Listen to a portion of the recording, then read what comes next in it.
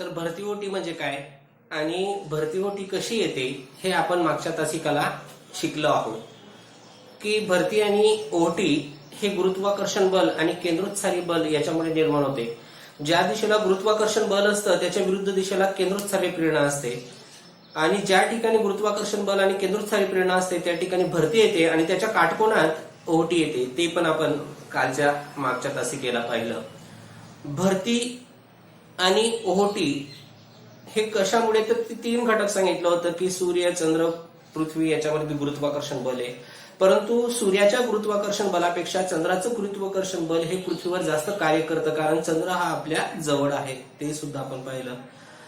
नंतर मग त्याचं उदाहरण पाहिलं होतं की जर 0 डिग्रीवर भरती असेल तर त्याच्या विरुद्ध दिशेला कोणतं रेखावृत्त आहे त्याच्यावर भरती असेल तर त्याच्या विरुद्ध दिशेला होतं 180 डिग्री रेखावृत्त, म्हणजे त्या ठिकाणी सुद्धा भरती होती. मग कुठे ओहोटी असेल तर काटकोनाचा जर विचार केला तर पूर्वेला 90 डिग्री आणि पश्चिमेला 90 डिग्री या दोन ठिकाणी ओहोटी होती.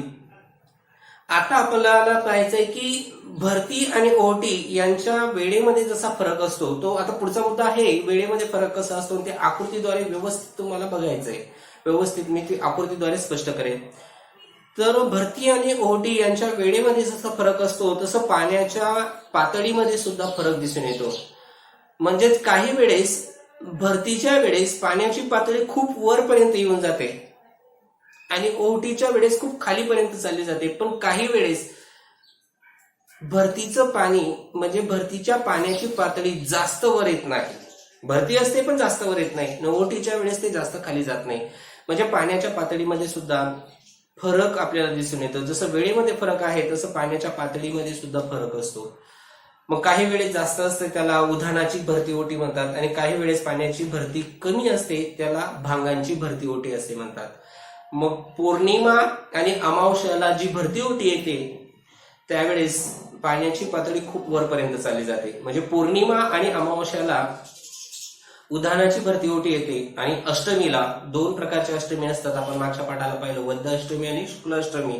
शुक्ल अष्टमी आणि वद्य अष्टमीला त्या ठिकाणी जी भरती ओटी येते त्याला भांगांची भरती ओटी म्हणतात. म्हणजेच आपल्याला पुढचा मुद्दा शिकायचा आहे भरती ओटीचे प्रकार. आता भरती ओटीचे प्रकार मधला पहिला मुद्दा आहे उधाणाची भरती ओटी. पहिला मुद्दा आहे उधाणाची भरती ओहोटी. उधाणाची भरती ओटी हा एक अतिशय महत्वाचा उधाणाची भरती ओटी, कारण उधाणाची जी भरती असते ओहोटी असते तर पाण्याची पातळी खूप वर येऊन जाते आणि उधाणाच्या ओहोटीच्या वेळेस पाण्याची पातळी खूप खाली चालली जाते. पाण्याची पातळी खूप वरपर्यंत येऊन जाते उधाणाच्या भरतीच्या वेळेस आणि उधाणाच्या ओहोटीच्या वेळेस पाण्याची पातळी खूप खोलपर्यंत चालली जाते. जर तुम्ही किनाऱ्यावर निरीक्षण केलं तर किनाऱ्याच्या वर येऊन जातं पाणी. कधी कधी आजूबाजूच्या परिसरात पाणी पसरून जातं उधाणाच्या भरतीच्या वेळेस आणि ओहोटी जर असेल तर मग ती खूप खालीपर्यंत चालली जाते.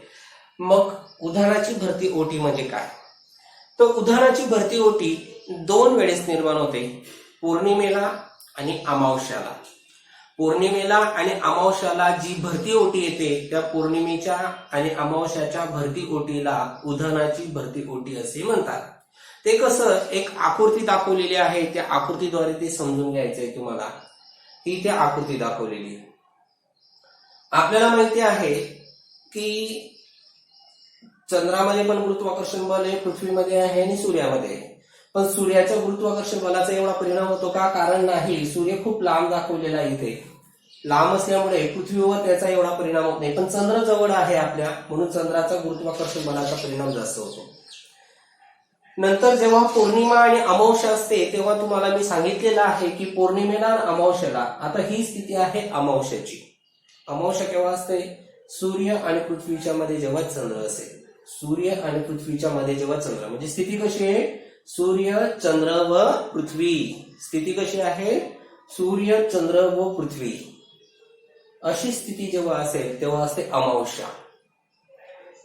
मग पौर्णिमा केव्हा असते, इथे सूर्य असेल, इथे पृथ्वी असेल आणि खाली असतो चंद्र.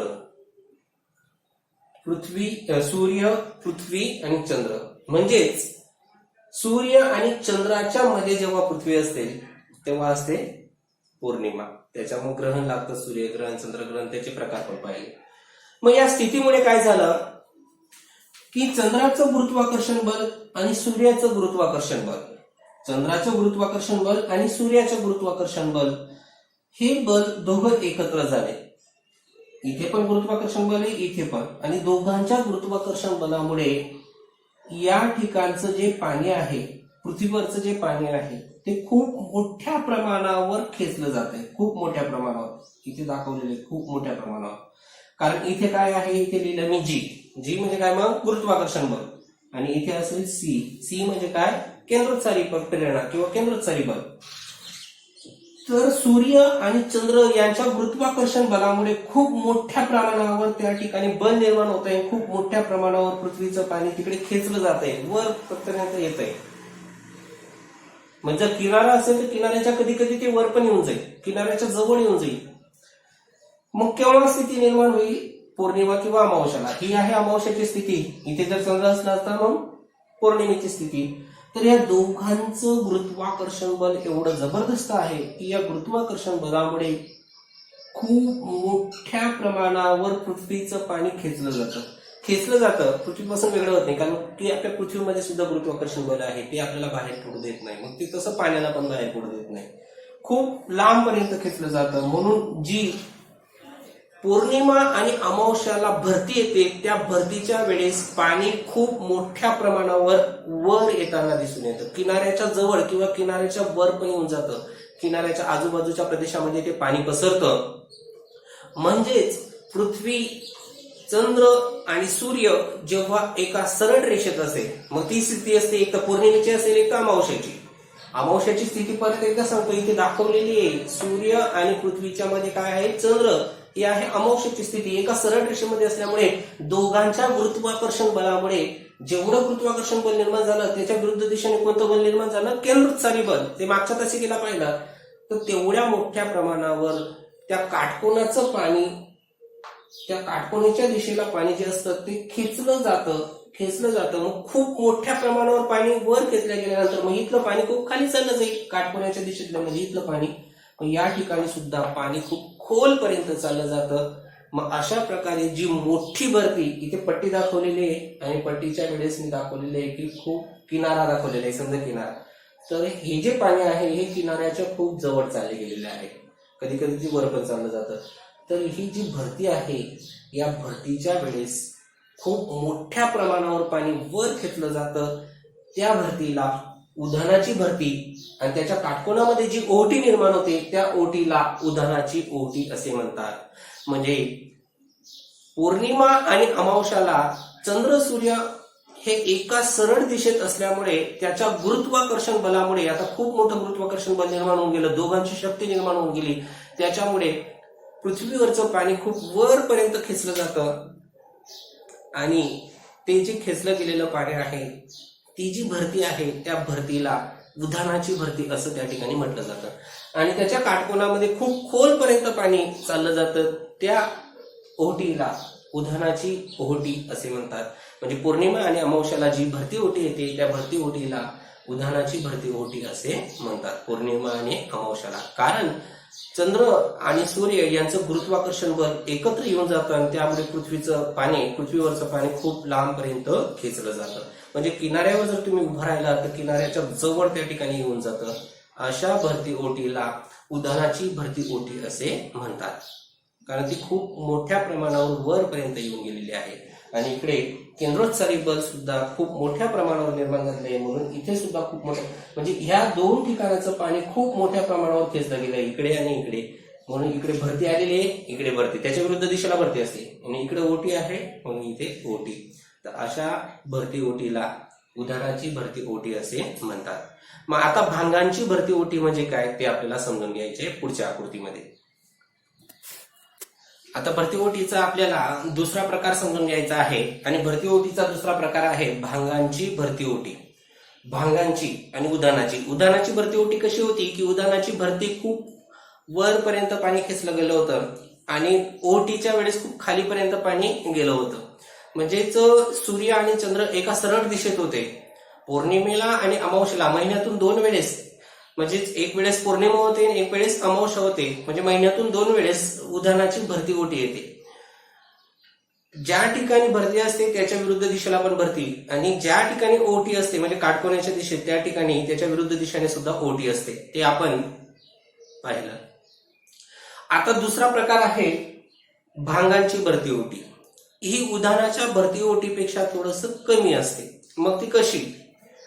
तर महिन्यामध्ये 2 वेळेस अशी परिस्थिती येते की सूर्य, चंद्र व पृथ्वी हे काटकोनात असतात. सूर्य, चंद्र व पृथ्वी काटकोनात असतात. महिन्यातून 2 वेळेस अशी स्थिती येते. त्याला आपण अष्टमी म्हणतो. वद्य अष्टमी आणि शुक्ल अष्टमी. आपण कृष्ण पक्ष आणि शुक्ल पक्ष पाहिला होता की 15 दिवसामध्ये शुक्ल पक्षामध्ये चंद्राचा जो प्रकाशित भाग आहे तो वाढताना दिसतो आणि कृष्ण पक्षामध्ये चंद्राचा प्रकाशित भाग कमी असतो. मग काटकोनामध्ये जेव्हा असतो म्हणजे हे काटकोन इथे असेल शुक्ल अष्टमी, आणि जर कधी इथे चंद्र राहिला असता तर इथे वद्य अष्टमी. मग अष्टमीच्या वेळेस काय होतं की सूर्य, चंद्र आणि पृथ्वी हे काटकोनामध्ये आहे. आणि मी तुम्हाला अगोदर सांगितलेलं आहे की कोणाच्या गुरुत्वाकर्षण बलाचा परिणाम जास्त होईल, चंद्राचा की सूर्याचा?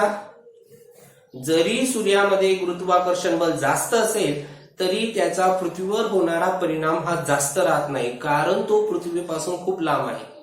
आणि चंद्रामध्ये जरी गुरुत्वाकर्षण बल कमी असेल पण ते पृथ्वीच्या जवळ असल्यामुळे त्याचा परिणाम हा जास्त होताना दिसून येईल. म्हणजेच चंद्राचा मुळे गुरुत्वाकर्षण बल निर्माण होईल, सूर्यामुळे नाही. काटकोन स्थिती असल्यामुळे याचं गुरुत्वाकर्षण बल आणि याचं गुरुत्वाकर्षण बल हे वाटलं गेलंय. मग चंद्राच्या गुरुत्वाकर्षण बलामुळे पृथ्वीवरचं पाणी त्या ठिकाणी खेचलं गेलं. इथे गुरुत्वाकर्षण बल निर्माण झालेलं आहे, जी काढलेलं आहे इथे गुरुत्वाकर्षण बल. आणि ज्या ठिकाणी गुरुत्वाकर्षण बल असतं त्याच्या विरुद्ध दिशेने कोणतीही प्रेरणा किंवा कोणतं बल असतं तर केंद्रोत्सारी बल. हे कधी विसरायचं नाही, केंद्रोत्सारी. आणि इकडे आहे गुरुत्वाकर्षण, इकडे आहे गुरुत्वाकर्षण आणि इकडे आहे केंद्रोत्सारी. चंद्रामुळे चंद्राच्या गुरुत्वाकर्षण बलाचा परिणाम जास्त आहे सूर्यापेक्षा, कारण हा लांब आहे. चंद्रामुळे पृथ्वीवरचं पाणी गुरुत्वाकर्षण बलामुळे खेचलं गेलं आणि त्याच्या विरुद्ध केंद्रोत्सारी प्रेरणा निर्माण झाली, म्हणजे तिकडेही पाणी खेचलं गेलं. म्हणजे चंद्रामुळे किंवा चंद्राच्या गुरुत्वाकर्षणमुळे, फक्त चंद्राचा, सूर्य आणि चंद्राचा नाही, फक्त चंद्राच्या गुरुत्वाकर्षण बलामुळे, म्हणजे अष्टमीच्या दिवशी जी भरती ओटी येते त्या अष्टमीच्या भरती ओटीला भांगांची भरती ओटी असे म्हणतात. अष्टमीच्या भरती ओटीला म्हणजे सूर्य ज्या बाजूला आहे त्या बाजूला काय आहे? ओटी. त्याच्या विरुद्ध बाजूला ओटी. आणि चंद्र ज्या बाजूला आहे त्या बाजूला काय आहे? भरती. त्याच्या विरुद्ध दिशेला पण काय आहे? भरती. म्हणजे अष्टमीच्या वेळेस जी भरती ओटी येते त्या भरती ओटीला भांगांची भरती ओटी असे म्हणतात. मग चंद्राच्या गुरुत्वाकर्षण बलाचा जास्त परिणाम झाला का? कारण चंद्र हा पृथ्वीपासून जवळ आहे म्हणून. सूर्य हा लांब आहे म्हणून त्याच्या गुरुत्वाकर्षण बलाचा परिणाम एवढा झालेला नाही. म्हणून ज्या ठिकाणी चंद्र आहे त्या ठिकाणी भरती आलेली आहे, त्याच्या विरुद्ध दिशेला भरती आहे. ज्या ठिकाणी सूर्य आहे त्या ठिकाणी ओटी आलेली आहे, कारण त्या काटकोनामध्ये ओटी, इथलं पाणी त्या ठिकाणी खेचलं गेलं. एक लक्षात घ्या की सरासरी भरतीपेक्षा, म्हणजेच आपण जेव्हा उधाणाची भरती पाहिली त्या उधाणाच्या भरतीच्या वेळेस पाणी खूप वरपर्यंत खेचलं गेलेलं होतं, परंतु जेव्हा भांगांची भरती असते तर भांगांच्या भरतीच्या वेळेस पाण्याची पातळी जास्त वर जात नाही. उधाणाच्या वेळेस ती इथपर्यंत होती, पण आता भांगांची भरती ओटीच्या वेळेस ती इथपर्यंतची, म्हणजे पाणी जास्त वर येत नाही. म्हणजेच भरती जास्त मोठी होत नाही, पण ओठी मात्र जास्त मोठी होते. ओटीच्या वेळेस पाणी जास्त खाली जात नाही, म्हणजे ओटी ही मोठी असते आणि भरती ही लहान असते. भरती असते, भरतीच्या वेळेस पाणी वरच येईल, पण सरासरीपेक्षा जास्त वर येत नाही. अष्टमीच्या वेळेस सरासरीपेक्षा जास्त वर येत नाही. मग महिन्यातून 2 वेळेस अशी स्थिती निर्माण होते भांगांची भरती ओटी. महिन्यातून 2 वेळेस अशी स्थिती निर्माण होते भांगांची. आणि उधाणाची भरती ओटी सुद्धा महिन्यातून 2 वेळेस, एक पौर्णिमेच्या वेळेस आणि एक अमावस्याच्या वेळेस. आणि भांगांच्या वेळेस एक वैद्य अष्टमीच्या वेळेस आणि एक शुक्ल अष्टमीच्या वेळेस. या 2 वेळेस जी ओटी येते किंवा भरती येते त्या भरती ओटीला भांगांची भरती ओटी असे म्हणतात. म्हणजे भरती ही जास्त राहत नाही आणि ओटी ही जास्त खोल जात नाही. म्हणजे ओटी ही मोठी असते आणि भरती ही जास्त मोठी राहत नाही. अशा भरती ओटीला भांगांची भरती ओटी असे म्हणतात. म्हणजे आपल्याला आता फरक लक्षात आलेला असेल की उधाणाची भरती ओटीच्या वेळेस पाणी जास्त वर असते आणि भांगांच्या भरतीच्या वेळेस पाणी जास्त वर नसते. पाण्याची पातळी जास्त वर येत नाही. नंतर उधाणाच्या ओटीच्या वेळेस पाण्याची पातळी खूप खालीपर्यंत चालली जाते, पण भांगांच्या ओटीच्या वेळेस पाणी जास्त खाली जात नाही. हा फरक आपल्याला दिसून येतं. कारण सूर्य, चंद्र आणि पृथ्वी एका सरळ दिशेत असल्यामुळे गुरुत्वाकर्षण बल खूप जास्त निर्माण होऊन जातं. परंतु जेव्हा सूर्य आणि चंद्र हे काटकोनात असतील, पृथ्वीच्या काटकोनात असतील, या ठिकाणी काटकोनात दाखवलेलं आहे. अगोदरची आकृती सरळ रेषेत होती, ही काटकोनात आहे. असा जर कोन तयार केला तर 90 अंशाचा काटकोन तयार होईल. मग काटकोनाच्या वेळेस जी भरती ओटी येते त्या भरती ओटीला भांगांची भरती ओटी म्हणतात, आणि सरळ रेषेच्या वेळेस जी भरती ओटी येते त्या भरती ओटीला उधाणाची भरती ओटी असे म्हणतात. मग भांगांची भरती ओटी जास्त मोठी असते की उधाणाची?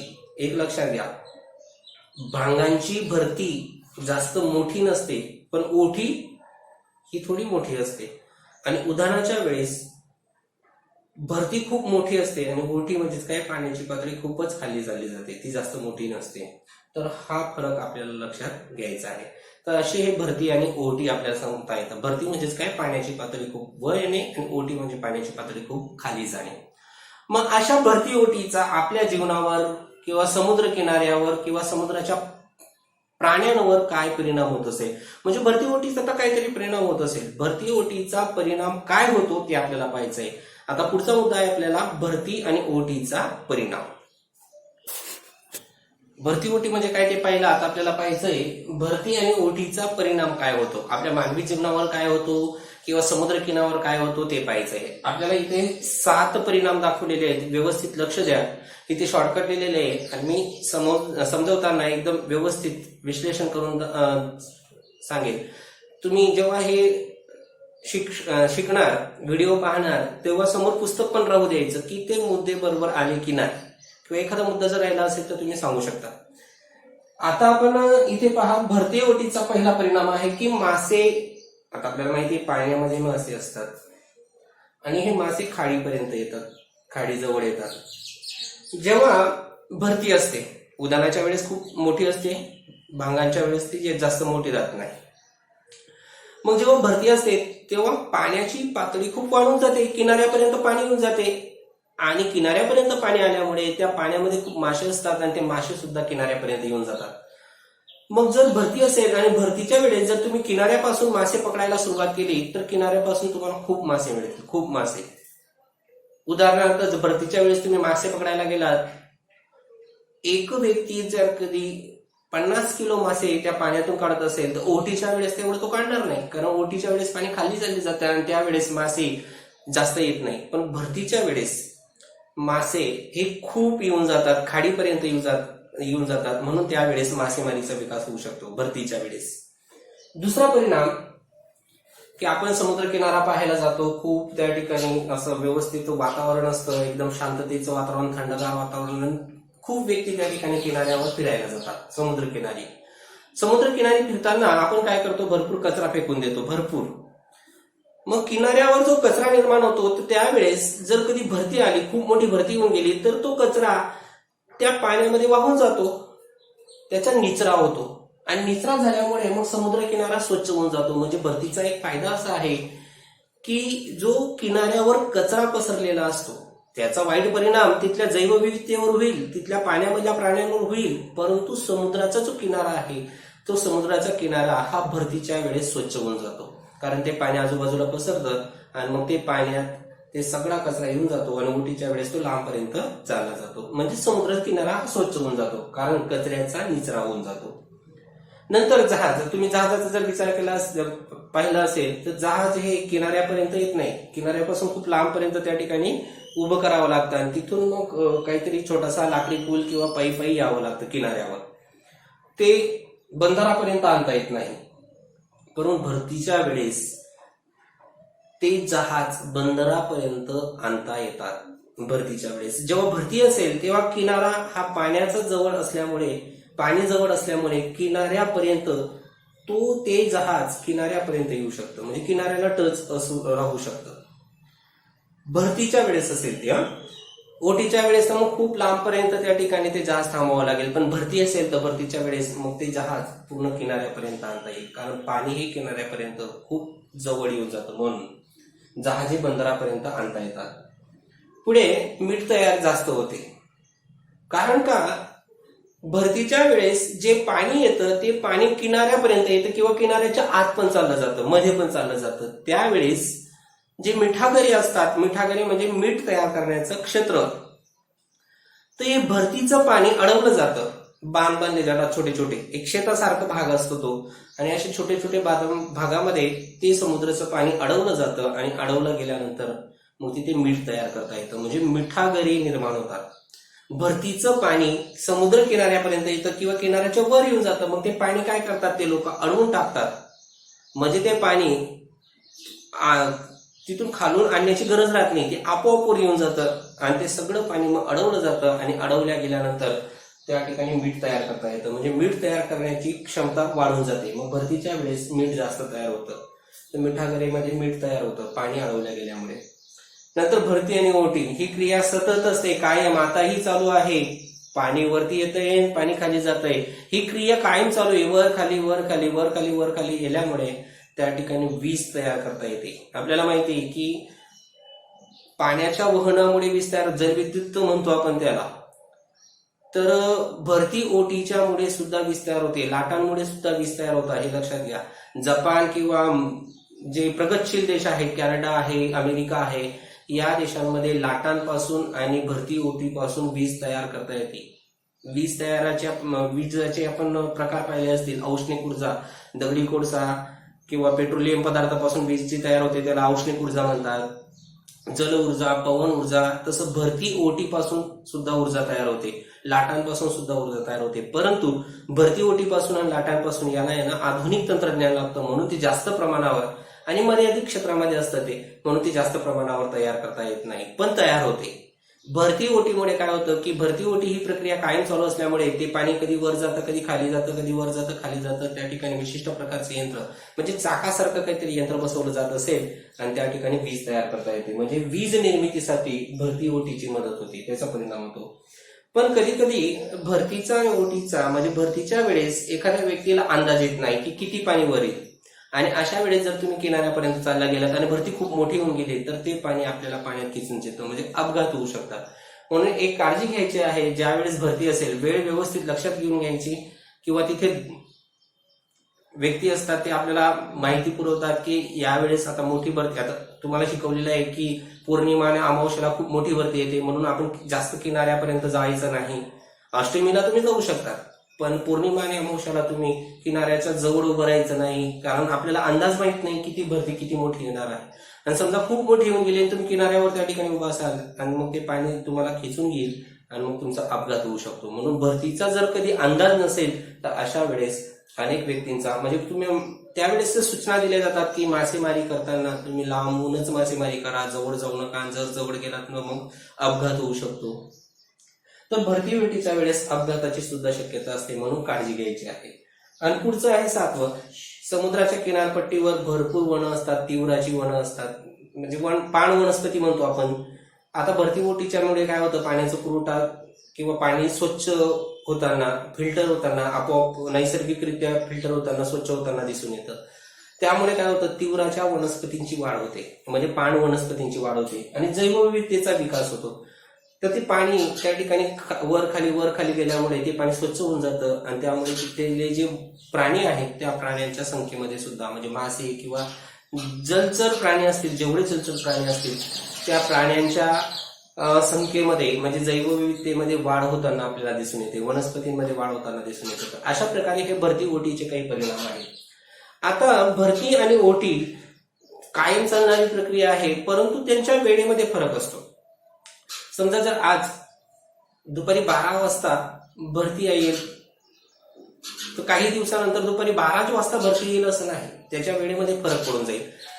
मग हा वेळेमध्ये फरक कसा पडतो, तर ते आपल्याला एक आकृतीद्वारे दाखवलेलं आहे. ती आकृती, त्या आकृतीद्वारे मी स्पष्टीकरण करेल, ते एकदम व्यवस्थित समजून घ्या, कारण ते खूप महत्वाचा मुद्दा आहे की भरती ओटीच्या वेळेमध्ये फरक का पडतो. भरती ओटी तर दररोज होते, कायम होते, आताही होत असेल, पण त्याच्या वेळेमध्ये का फरक पडत असतो ते आपल्याला आकृतीद्वारे स्पष्ट करून घ्यायचं आहे. भरतीची वेळ रोजच्या रोज का बदलते.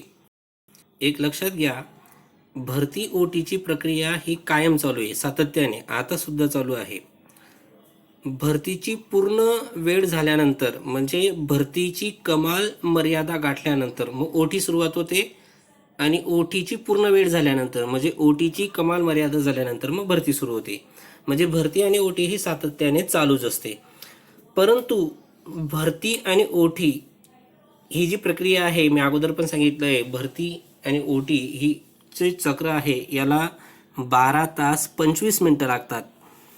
म्हणजे जर कधी आता 12 वाजेला भरती आलेली असेल तर रात्रीच्या 12 वाजेला पण भरती यायला पाहिजे, पण 12 वाजेला येत नाही तर 12 वाजून 25 मिनिटाला येते. नंतर ओटीची वेळ, जशी भरतीची वेळ बदलते तशी ओटीची वेळ सुद्धा बदलेल. मग भरती आणि ओटीची वेळ याच्यामध्ये बदल का होत असतो ही आपल्याला आकृतीद्वारे सांगितलेलं आहे आणि खाली काही पॉईंट्स दिलेले आहेत. त्या पॉईंट्समध्ये आपल्याला ही आकृती विश्लेषण करून दाखवायची.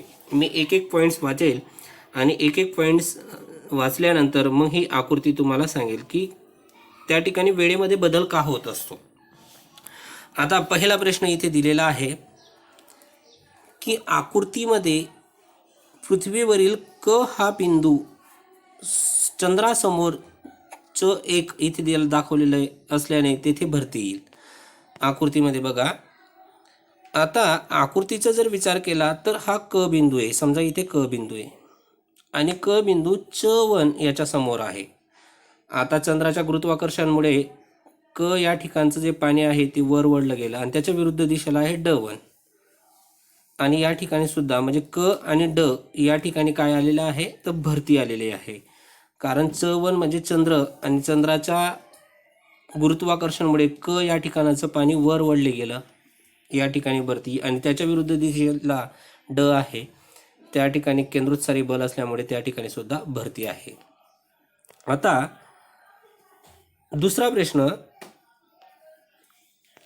ड हा बिंदू पृथ्वीवर क या बिंदूच्या प्रतिपादी म्हणजे विरुद्ध दिशेला स्थानावर असल्याने तेथे सुद्धा भरती येते. आपण पाहिलं की क च्या विरुद्धला ड आहे आणि ड आणि क या दोघं ठिकाणी भरती आलेली आहे.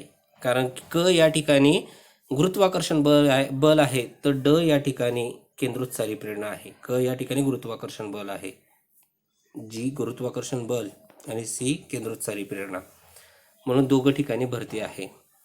तिसरा प्रश्न, क हा बिंदू ड या ठिकाणी 12 तासानंतर येईल.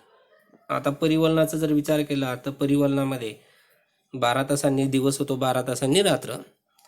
जर तुम्ही त्या पृथ्वीचं परिवलनचा जर विचार केला तर क हा बिंदू ड च्या ठिकाणी येतो आणि ड हा बिंदू क च्या ठिकाणी जातो 12 तासानंतर 180 आणि तो पुढे मूळ जागी येतो. 24 तासानंतर क हा क च्या जागी जाईल आणि ड हा ड च्या जागी जाईल.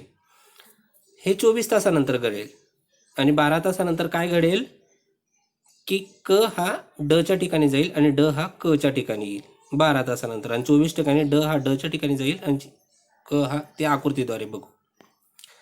आता ही आकृती आहे, हा क बिंदू इथे ड आहे, 12 तासांनी तो ड च्या ठिकाणी जाईल म्हणजे इथे क होऊन जाईल आणि ड हा 12 तासांनी इथे येऊन जाईल, इथे ड होऊन जाईल. परंतु मूळ हा क परत त्याच ठिकाणी येण्यासाठी त्याला किती तास लागतील, मग 24 तास. पूर्ण पृथ्वीच्या परिवलनाला किती लागतात, 24 तास.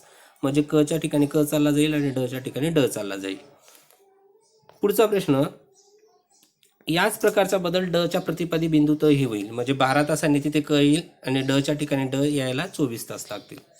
शेवटचं, जेव्हा ड हा बिंदू क च्या जागी येईल तेव्हा त्या ठिकाणी भरती राहणार नाही. एक लक्षात घ्या, ते दिलेलं आहे, जेव्हा क च्या ठिकाणी ड येईल त्या ठिकाणी भरती राहणार नाही 12 तासामध्ये. वास्तविक बघायला क च्या ठिकाणी ड 12 तासात पोहोचून जाईल, पण 12 तासात तिथे भरती राहणार नाही. कारण जसं पृथ्वी फिरते तसं चंद्रसुद्धा परिवलनाने परिभ्रमण करतो. चंद्रसुद्धा पुढे गेलेला असतो, तो पुढे 6 डिग्री 15 मिनिटांनी पुढे चालला जातो. 6 डिग्री 15 मिनिटांनी तो पुढे चालला जातो. म्हणजे जेव्हा क च्या ठिकाणी ड जाईल त्यावेळेस भरती यायला पाहिजे होती, पण आली का, नाही. कारण की चंद्र हा पुढे गेलेला आहे. किती डिग्रीने पुढे गेलेला आहे, 6 डिग्री 15 मिनिटांनी पुढे गेलेला आहे. म्हणजे 6 डिग्री 15 मिनिटांनी म्हणजे 25 मिनिटाचा फरक. किती मिनिटाचा फरक? 25 मिनिटाचा फरक. म्हणून ड बिंदूस चंद्रासमोर म्हणजे च 2 समोर येण्यास किती मिनिटं जास्त लागतात? 25 मिनिटं. म्हणजे पुन्हा भरती यायला किती मिनिटं जास्त लागतील? 25 मिनिटं. म्हणून असं म्हटलेलं आहे की 12 तास 25 मिनिटामध्ये भरती येत असते आणि 12 तास 25 मिनिटामध्ये ओटी येत असते. म्हणजे भरती आणि ओटी ही जी प्रक्रिया आहे या चक्राला किती तास लागतात? तर 12 तास 25 मिनिट. याचं कारण असं आहे, या आकृतीमध्ये आपण बघू. आता हा क बिंदू आहे. क आणि या ठिकाणी ड यायला किती तास लागले? 12 तास. परंतु हा ड जेव्हा इथे आला तेव्हा चंद्र परिभ्रमणामुळे पुढे चालला गेला. किती डिग्रीने पुढे गेलेला आहे बघा तुम्ही. तर इथे 6 डिग्री 15 मिनिटांनी पुढे गेलेला आहे. 6 डिग्री 15 मिनिटांनी पुढे गेल्यामुळे किती मिनिटाचा फरक पडला? 25 मिनिटाचा. म्हणून पुढची जी भरती येईल ती करेक्ट 12 तासाने येणार नाही, तर ती 25 मिनिटांनी येईल. आता उदाहरणार्थ कसं, समजा दुपारी 12 वाजता क या ठिकाणी भरती आली. मग ड हा रात्री 12 वाजता क च्या ठिकाणी येऊन जाईल रात्री 12 वाजता. पण रात्री 12 वाजता भरती येणार नाही, कारण चंद्र हा पुढे गेलेला असेल. म्हणून 12 वाजून 25 मिनिटाला भरती येईल. म्हणून 12 वाजून 25 मिनिटाला भरती येईल. परत क यायला 24 तास लागतील. मग 24 तासाला यायला पाहिजे होती, पण तसं होणार नाही. परत चंद्र हा पुढे चालला जाईल 6 डिग्री 15 मिनिटांनी. मग पुढची भरती ही 12 तास 50 मिनिटाला येईल. म्हणजेच वेळेमध्ये हा फरक पडत जाईल. 12 तास 25 मिनिट 25 मिनिटाचा फरक पडत जाईल. मग हा फरक पडता मग पुन्हा एकदा तशी प्रक्रिया पूर्ण होईल. म्हणजे भरती आणि ओटी ही 12 तास 25 मिनिटांनी पूर्ण होते, परंतु त्याच वेळेला न होता ती पुढे पुढे त्या ठिकाणी सरकत जाते. पुढचं 12 तास 25 मिनिटानंतर ड चंद्रासमोर आल्याने तिथे भरती येईल व त्याच वेळेस क या ड च्या विरुद्ध बिंदूवर भरती येईल. आता 12 तास 25 मिनिटानंतर ही पुन्हा प्रक्रिया, म्हणजे 12 तास 25 मिनिटानंतर ड हा क च्या ठिकाणी राहील आणि क हा ड च्या ठिकाणी राहील. म्हणजे त्या दोघं बिंदूवर भरती येईल आणि काटकोनामध्ये ओटी येईल. त्यानंतर क1 बिंदू चंद्रासमोर च3च्या येऊन दुसऱ्या वेळी भरती अनुभवेल. त्याच वेळेस ड1 या ठिकाणी सुद्धा भरती असेल. म्हणजे दर दिवसाला 25 मिनिटाचा फरक पडत असतो. म्हणजेच इथे च1च्या ठिकाणी पुन्हा याला 25 मिनिटाचा फरक लागेल. म्हणजे च1 आणि ड1 यांच्यामध्ये भरती त्या ठिकाणी निर्माण होईल. ही 25 मिनिटांनी निर्माण होईल. तर अशा प्रकारे भरती आणि ओटी यांच्या वेळेमध्ये फरक येत असतात. किनारी भागामध्ये दिवसातून 24 तास साधारणतः 2 वेळी भरती ओटी होत असते, परंतु 2 भरती वेळेमधला फरक हा 25 मिनिटाचा असतो. म्हणजे 12 तास 25 मिनिटांनी भरती ओटीमधला फरक आपल्याला दिसून येतो. आता यानंतरचा आपण जो राहिलेला पाठ आहे लाटा, तो त्या आकृतीमध्ये समजून घेणार आहोत.